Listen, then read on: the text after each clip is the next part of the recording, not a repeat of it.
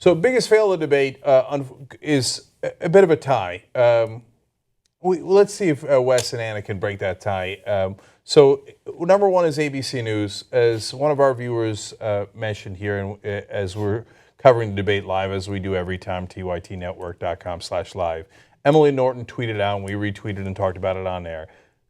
Oh, this entire debate, not a single question about climate change.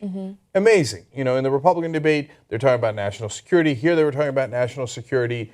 And as Wes pointed out on the live coverage, the Pentagon says it's a national security issue and a very significant one. And in this debate, they also covered domestic policy. Whether it was national security or domestic policy, you couldn't fit a climate change question in at all, as it is not only a very pressing question for the world, but certainly for Democratic voters. And then secondly, as always, not a single question about campaign finance reform. Bernie Sanders mentioned it several times. He said, look, if you're talking about healthcare, one of the problems is that healthcare companies are bribing Congress.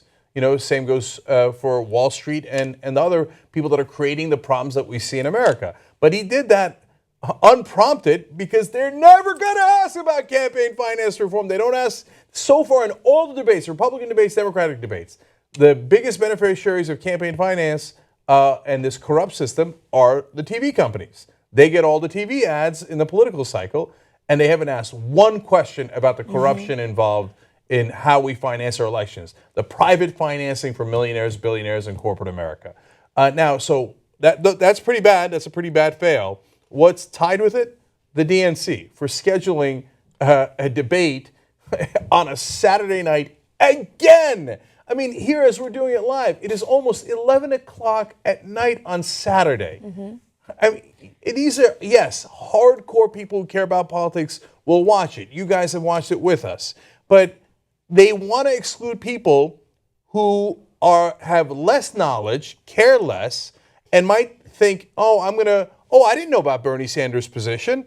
Now that I found out about it, I might switch over to Bernie Sanders. Right. Look, the DNC is run by a former campaign co-chair of Hillary Clinton, Debbie Wasserman Schultz. It is not an accident. Everyone in politics knows that if you want to bury something, you put it on a Friday or a Saturday night. By doing this, they're actively burying it because Hillary Clinton has better name recognition and she wants to coast on that, and then DNC is trying to help her do that. Yeah, you're absolutely right about that. So if we're having a discussion about who the biggest loser is, I would say that it's actually the American people. And I'm not saying that because I think they're losers. I'm saying that they're being robbed of the opportunity to hear Bernie Sanders' political points, his agenda, what he plans on doing. They're being robbed of real choices. And that's the issue that I have with the DNC, with the way that these debates are run, with the few debates that have happened so far that give Bernie Sanders and other candidates an opportunity to voice their opinions and their policy ideas. The biggest loser is our democratic process and how it's being completely undermined by all of these dirty political tricks. So I hate the fact that this is on a Saturday night. I hate the fact that people think that Bernie Sanders has done something illegal or wrong because of this nonsense voter data thing that occurred on Friday. It's just fixing, in my opinion, the election in a way that ensures that Hillary Clinton continues to be the front runner. And it's unfair, and again, it undermines the democratic process. My feelings are not as strong as Anna's on this. I think the real loser was that climate change wasn't addressed, and people aren't treating it as the only real issue compared to everything else, because without the planet, without oxygen, without a functioning environment, we're hosed. Well, I definitely agree with Wes that we should be pro-oxygen. But it's actually one of the parties might not be.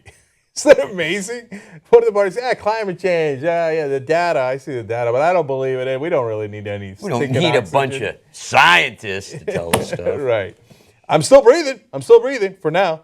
All right, so I'm going to compromise, and I'm going to say that the biggest fail was ABC News for omitting climate change and campaign finance reform, and the biggest loser of the debate was the DNC for showing their bias. I mean, at this point, by burying these debates, suspending Sanders' campaign's access to the voter data, you're exposing your bias in a fairly brazen way. When Debbie Wasserman Schultz used to be the campaign manager for Hillary Clinton, she should at least recuse herself from these enormously important decisions that wind up helping Hillary Clinton and hurting Bernie Sanders. That is super obvious. So the DNC is the biggest loser to us because we know what's going on. Do you think the majority of voters have any idea of what's going on? I mean, think about it. The mainstream media played ball. All of their headlines made it seem like Bernie Sanders did something wrong. He absolutely did something wrong. He was stealing data. It made it seem like he hacked into the system to look into Hillary's voter data. That's how the headlines were written.